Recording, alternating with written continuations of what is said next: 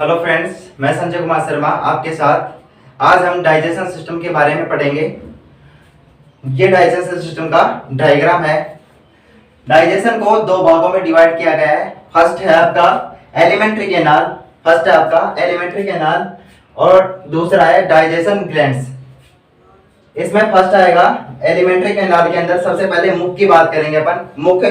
मुख के बाद में ग्रसनी के बाद में ग्रास नली और फिर आमाशय के बाद में इंटेस्टाइन। इस इंटेस्टाइन में दो आएंगे। फर्स्ट आएगा स्मॉल इंटेस्टाइन और सेकंड आएगा लार्ज इंटेस्टाइन।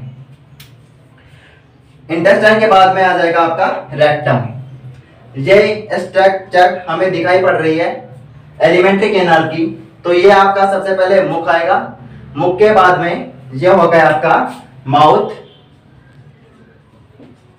ये हो गया आपका माउथ, ये हो गया आपकी, ये यहां हो जाएगी फेरिंक्स, यहां हो जाएगा आपका इसोफेगस, ये हो जाएगा आपका स्टमक और ये हो जाएगा आपका इंटेस्टाइन। ये दोनों हो जाएंगे आपके इंटेस्टाइन, जिसमें ये आएगा लार्ज इंटेस्टाइन और ये आएगी स्मॉल इंटेस्टाइन और ये लास्ट में आपका आ जाएगा रेक्टम। तो सबसे पहले अपन मुख की बात करें तो मुख दो गतिशील पेशीय होठों से घिरा होता है। एक होगा आपका अपर लिप और ये होगा आपका लोअर लिप। एक होगा अपर लिप और एक होगा लोअर लिप। इन दोनों अपर लिप और लोअर लिप के बीच में मुख अर्धचंद्राकार दरार के रूप में उपस्थित होता है और इन ऊपरी होठ के बीचों बीच में एक गड्ढे नुमा संरचना पाई जाती है जो नाक तक उपस्थित होती है। इसको फिल्ट्रोन बोलते हैं मेरे दोस्तों, इसको फिल्ट्रोन बोलते हैं। ठीक, इसको फिल्ट्रोन बोलते हैं। और जो मुख है इसके अंदर दरार के रूप में जो संरचना पाई जाती है, इसके अंदर लेबियल ग्रंथि, लेबियल ग्लैंड्स जो एक प्रकार की सलाइवरी ग्लैंड है जो उपस्थित होती हैं। तो लेबियल ग्रंथि का कार्य मुख के अंदर लसदार को बनाए रखना है। क्या कार्य होगा इनका? लेबियल ग्लैंड्स का कार्य होगा होठों को लसदार बनाए रखना। अब बात करते हैं अपन मुख गुहा। बेसल कैविटी को दो भागों में डिवाइड किया गया है। बेसल कैविटी क्या होगी? ये तो आपका मुख हो गया, लेकिन इसके अंदर जो पार्ट होगा वो बेसल कैविटी होगा, मुख गुहा कहलाएगा। मुख गुहा में दो पार्टों में डिवाइड किया गया। फर्स्ट होगा आपका वेस्टिबल और सेकंड होगा आपका रियल बेसल कैविटी। वेस्टिबल अपन किसे कहेंगे? दांत की जो संरचना दिखाई पड़ रही है और ये होठ है, तो इनके बीच में जो मुख है जो दरार के रूप में उपस्थित है उसे हम वेस्टिबल या प्रधान कहते हैं। और जो बाद में मसूड़ों के पीछे तथा जबड़ों के अंदर जो दांतों की जो पंक्ति है जो बनी होती है इसके अंदर उपस्थित हो, इसे कहेंगे अपन रियल बेसल कैविटी। अब बात करते हैं अपन। हाँ तो मेरे दोस्तों, मुख गुहा को दो भागों में डिवाइड किया गया है। मुख गुहा को हम दो भागों में डिवाइड कर सकते हैं। पहला होगा आपका वेस्टिबल और सेकंड होगा आपका रियल बेसल कैविटी। वेस्टिबल आपको बता दिया है कि मुख गुहा के अंदर दांतों से बाहर और लिप के अंदर जो दरार के रूप में संरचना दिखाई पड़ रही है वो वेस्टिबल होगा और रियल बेसल कैविटी अंदर वाले भाग को जिसके अंदर जीभ उपस्थित होती है उसे अपन रियल बेसल कैविटी बोलते हैं। इसके बाद में मुख गुहा के अंदर पैलेट उपस्थित होता है मेरे दोस्तों, पैलेट उपस्थित होता है जिसे अपन तालु बोलते हैं। तालु का कार्य क्या होगा? श्वास नली और मुख गुहा को अलग अलग करने का कार्य कौन करता है? तालु करता है, पैलेट करता है। पैलेट को दो भागों में डिवाइड किया गया है। एक होगा आपका हार्ड पैलेट और एक होगा आपका सॉफ्ट पैलेट। हार्ड पैलेट नाम से पता चल रहा है कि हार्ड है, तो ये किससे बना होगा? अस्थियों से बना होगा। और ये सॉफ्ट है तो संयोजित ऊतकों से बना होगा। हार्ड पैलेट जो अपने कर्तनक दांत के जस्ट अगले वाला भाग होगा वो क्या कहलाएगा? हार्ड पैलेट कहलाएगा। और इसके बाद में संयोजी ऊतकों से निर्मित भाग जो होगा वो आपका सॉफ्ट पैलेट कहलाएगा। हार्ड पैलेट के अंदर कर्तनक दांत के जस्ट पीछे, कर्तनक इंसाइजर दांत के जस्ट पीछे एक नलिका होती है जिसे अपन नेजोपैलेटाइन नलिका बोलते हैं मेरे दोस्तों,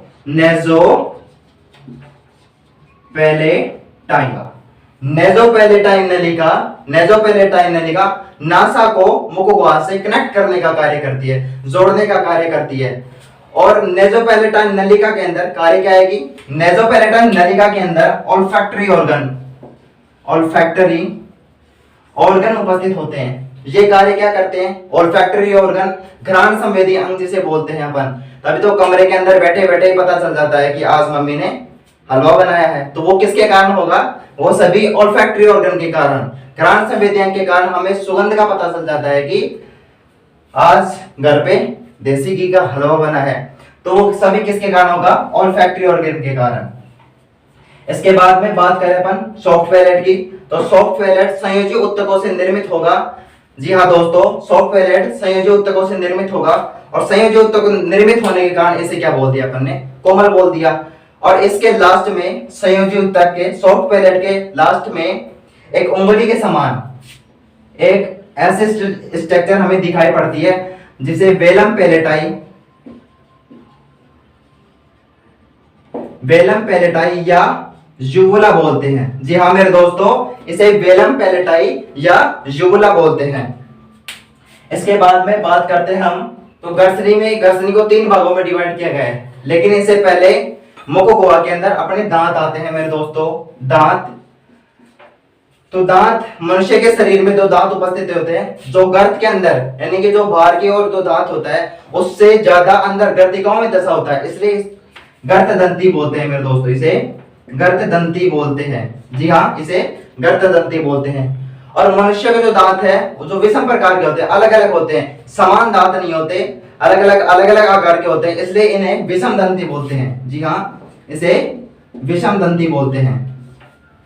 दांत किस प्रकार के हो गए? गर्तदंती, विषम दंती। और इसके आगे हम बात करें तो मनुष्य के अंदर दांत जो है, जो जीवन काल में 2 बार आते हैं, इसलिए इसे द्विबारदंती दांत भी कहते हैं मेरे दोस्तों, द्विबारदंती दांत कहते हैं। जी हाँ, दांत के कैसे हो गए? गर्तदंती, विषमदंती और द्विबारदंती। क्लियर? इसके बाद में हम बात करते हैं, दांत 4 प्रकार के होते हैं, IC, PM और M। IC, PM और M बिल्कुल शॉर्ट है, बहुत ही सरल है। आई का मतलब क्या हुआ? इंसाइजर मतलब कर्तनक दांत। कैनाइन मतलब रदनक दांत। प्रीमोलर का मीन होता है अग्रचवर्णक दांत, और मोलर का मतलब होता है चवर्णक दांत। तो ये होगा अपने दांत 4 प्रकार के, कर्तनक, इंसाइजर, कैनाइन, प्रीमोलर और मोलर, 4 प्रकार के दांत उपस्थित होते हैं। इन चारों प्रकार के दांत को हम एक सूत्र के द्वारा दर्शाते हैं, और इन सूत्रों को अर्धांश से, इधर का अर्धांश और नीचे का अर्धांश, तो यह सूत्र होगा 21-23/21-23। इसका मतलब यह हुआ मेरे दोस्तों, आई का मतलब हुआ कर्तनक जिसमें 2 दांत उपस्थित हैं, कैनाइन का मतलब हुआ जिसमें 1 दांत उपस्थित है अर्धांश में, और प्रीमोलर का अर्थ हुआ जिसमें 2 दांत उपस्थित है, और प्रीमोलर का अर्थ हुआ जिसमें 3 दांत उपस्थित हैं। तो कर्तनक के इधर के जो दांत होंगे जिसे अपन कर्तनक बोलेंगे, फिर इधर राइट साइड में आ जाएंगे, लेफ्ट साइड में आ जाएंगे, तो रदनक दांत आएगा, कैनाइन दांत आएगा, और फिर बाद में बोलेंगे अपन अग्रचवर्णक दांत जिनकी संख्या 2 होगी, और फिर बाद में चवर्णक दांत। चवर्णक दांत 2 चबाने का कार्य करते हैं। कर्तनक दांत का पहले से नाम से पता चला कि कर्तनक मतलब काटने वाले दांत कर्तनक दांत कहलाते हैं। रदनक दांत क्या कार्य करते हैं? रदनक दांत का कार्य होता है चीरने फाड़ने का, जैसे शेर के अंदर उपस्थित होते हैं, तो शेर के अंदर जो दांत जो बाहर की तरफ निकले होते हैं उसे बोलते हैं रदनक दांत। और उसके बाद में अग्रचवर्णक, और फिर बाद में आ जाएंगे आपके चवर्णक दांत। क्लियर? इसके बाद अपन दांत की स्ट्रक्चर के बारे में बात करेंगे, बिल्कुल एक स्ट्रक्चर हम पढ़ेंगे इसके बारे में। क्लियर? ये हमारी स्ट्रक्चर है टीथ की, तो इसके बारे में हम डिस्कस करेंगे सबसे पहले। तो ये जो भाग है ये क्या कहलाएगा आपका क्राउन।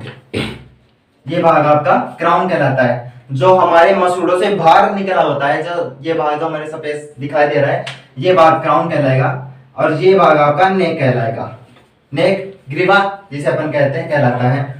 इसके बाद में जो मसूड़ों के अंदर धसा हुआ जो भाग है इसे बोलते हैं अपन रूट। तो ये भाग बाहर की ओर कम निकला होता है और अंदर की ओर ज्यादा धसा होता है, इसलिए अपन इसे क्या बोलते हैं, गर्ददंती बोलते हैं। ये तीर की संरचना है, ये होगा आपका डेंटिन। इसके ऊपर दांत के ऊपर सफेद आवरण होता है, कठोर सफेद आवरण होता है, जिसे इनेमल कहते हैं, जिसे इनेमल कहते हैं मेरे दोस्तों। और इसके बाद में डेंटिन आएगा। डेंटिन के जस्ट नीचे एक गुहा उपस्थित होती है, और इस गुहा के अंदर एक फ्लूइड बना होता है जिसे अपन बोलते हैं पल्प कैविटी,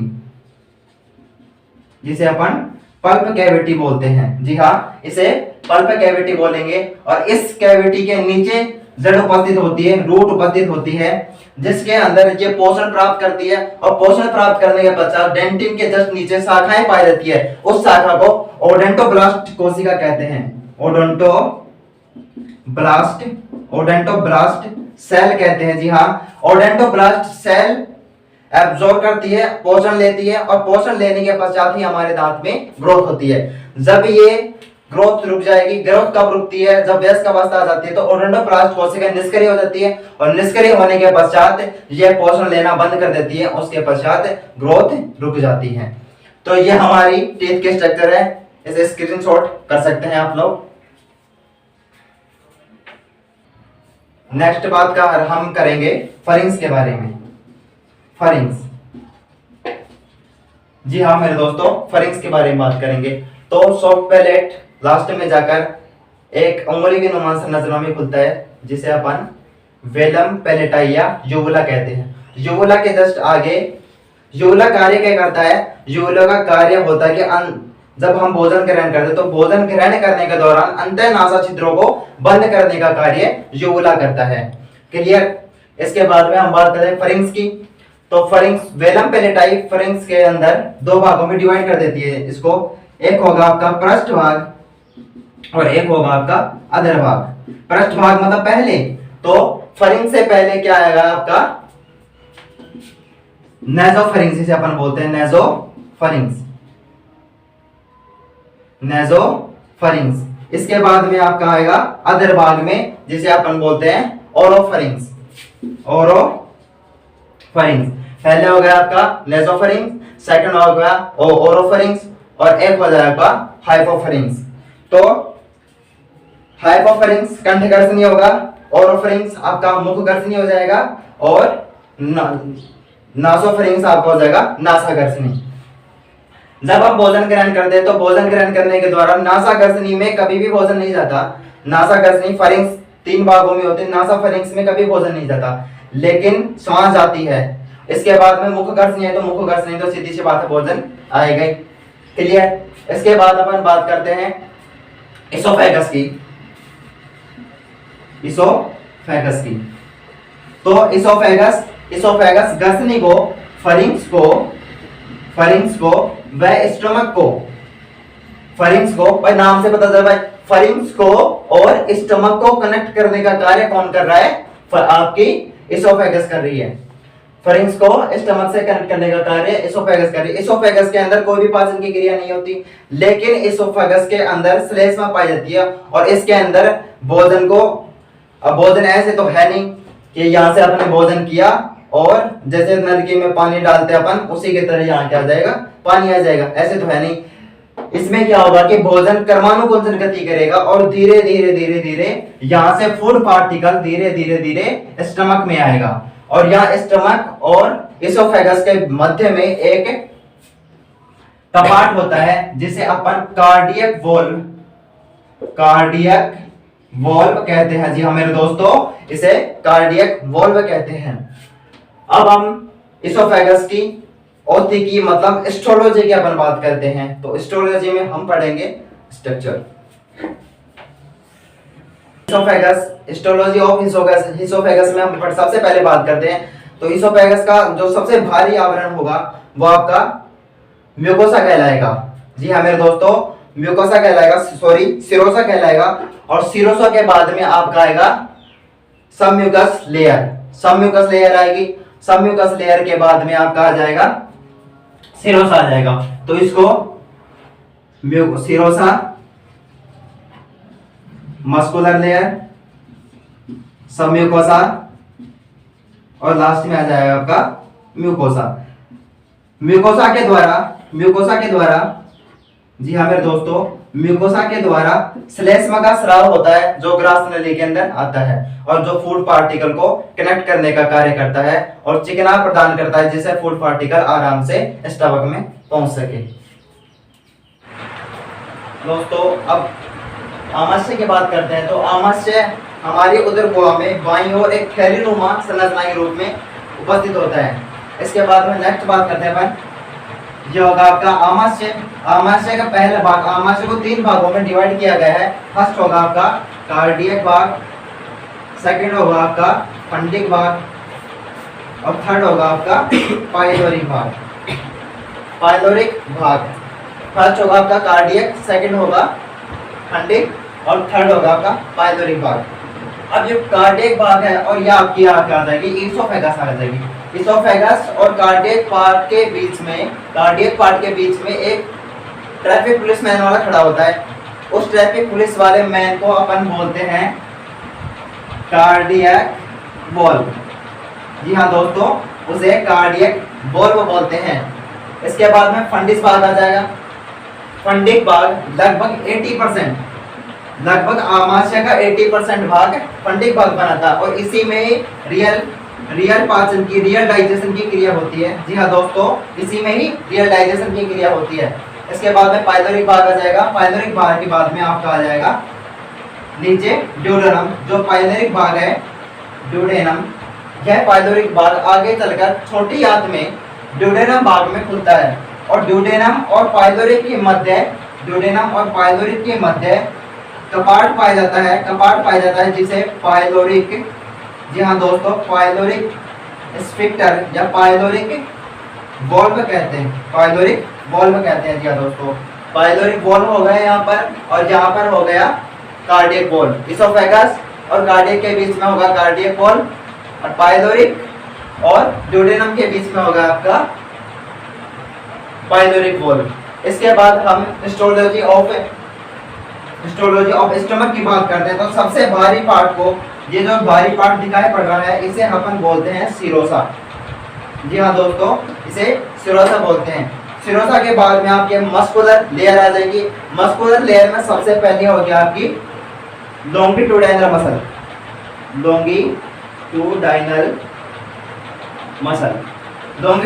मसल के बाद में ये जो आपको सर्कुलर रूप से दिखाई पड़ रही है, सर्कल घूमी हुई दिखाई पड़ रही है, इसे बोलते हैं दोस्तों वर्तुल पेशी ऊतक, सर्कुलर सिस्टम, सर्कुलर पेशी ऊतक।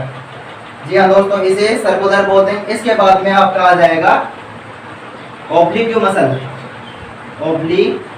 मसल और इसके बाद में आपका आ जाएगा सबम्यूकोसा और फिर बाद में आ जाएगा आपका म्यूकोसा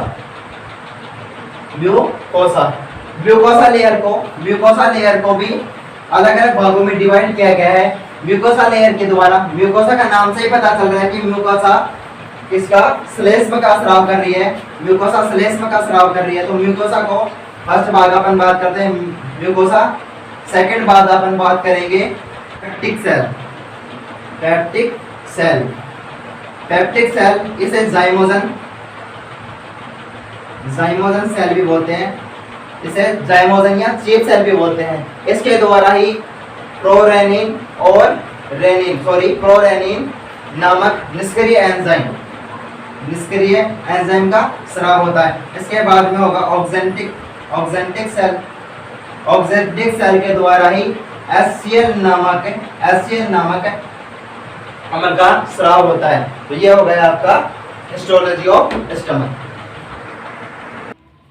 जी हाँ दोस्तों, इसके बाद आपका आएगा इंटेस्टाइन में सबसे पहले पढ़ेंगे अपन स्मॉल इंटेस्टाइन। पाइलोरिक भाग के बाद में ड्यूडेनम पार्ट में खुलता है, ड्यूडेनम पार्ट में खुलता है। और ड्यूडेनम पार्ट और पाइलोरिक पार्ट के बीच में जो कपाट होगा उसे पाइलोरिक वॉल्व बोलते हैं। ड्यूडेनम पार्ट लगभग 25 सेंटीमीटर और पूरी स्मॉल इंटेस्टाइन की अगर बात करें तो लगभग 3 मीटर लंबी होती है। ये लंबी खूब है, लेकिन इसे स्मॉल क्यों बोलते हैं? स्मॉल इसलिए बोलते हैं क्योंकि इसका जो व्यास होता है वो छोटा होता है, इसलिए इसे स्मॉल इंटेस्टाइन बोलते हैं। यह ड्यूडेनम पार्ट लगभग 25 सेंटीमीटर लंबा होता है। इसको 3 पार्टों में डिवाइड किया गया। पहला होगा आपका ड्यूडेनम पार्ट, दूसरा होगा जेजुनम, यह है लगभग 1 मीटर लंबा। जेजुनम पार्ट जो इधर का पार्ट है लगभग 1 मीटर लंबा होता है। और इसके बाद में अपन बात करें तो जी हाँ दोस्तों, ये जो पार्ट है ड्यूडेनम, जेजुनम और इलियम पार्ट लगभग 1.75 सेंटीमीटर लंबा होता है। और ये भाग यहाँ से ये जो पार्ट है ये इलियम का है। और इसके बाद में जो ऊपर पार्ट दिखाई दे रहा है ये कोलन कहलाएगा। जी हाँ दोस्तों, ये कोलन कहलाएगा। और इस कोलन के नीचे, जस्ट नीचे क्या कहलाता है? ये सिकम का पार्ट होता है, सिकम का पार्ट होगा। और इसके नीचे, सिकम के जस्ट नीचे वर्मी फॉर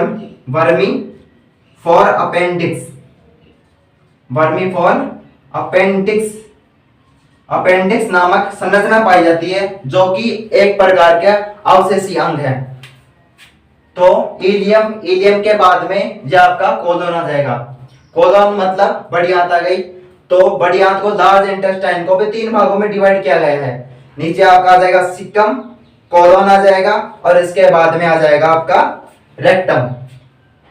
तो ये जो पार्ट दिखाई पड़ रहा है, ये जो पार्ट ये है, ये इलियम आ जाएगा, ये यहां से खुलेगा, फिर बाद में क्या है? सिकम है।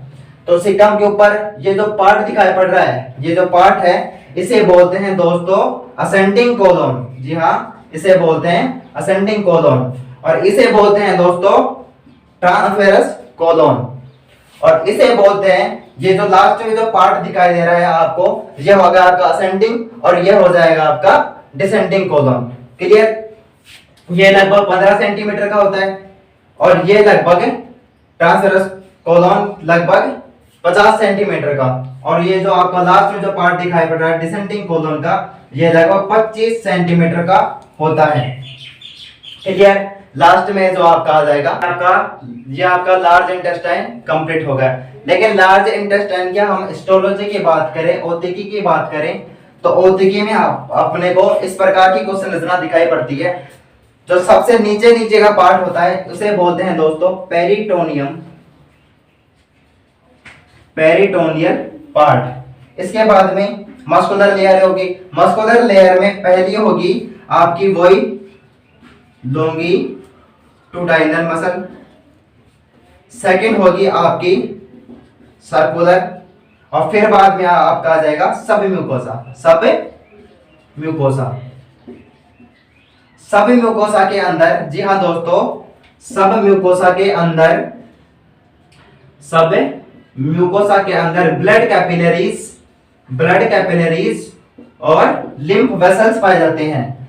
इसके अंदर सब म्यूकोसा के अंदर ब्लड कैपिलरीज और लिम्फ वेसल्स पाए जाते हैं, शाखाएं पाई जाती हैं, जिसे ब्रोन्स कहते हैं। जी हाँ दोस्तों, ब्रोन्स कहते हैं, ब्रूनर बोलते हैं, जिसे अपन ब्रूनर बोलते हैं। और इसके ऊपर जो अंगुली नुमा संरचना दिखाई देती है, इसे बिल्लाई बोलते हैं मेरे दोस्तों, इसे बिल्लाई बोलते हैं। और इन अंगुली नुमा संरचना जो दिखाई पड़ रही है, इन अंगुली नुमा संरचना के बीच में हमें गैप दिखाई पड़ रहा है, इसे बोलते हैं दोस्तों क्रिफ्टन ऑफ लीवर कोहन की दरारें बोलते हैं। ये आपका हिस्टोलॉजी कंप्लीट।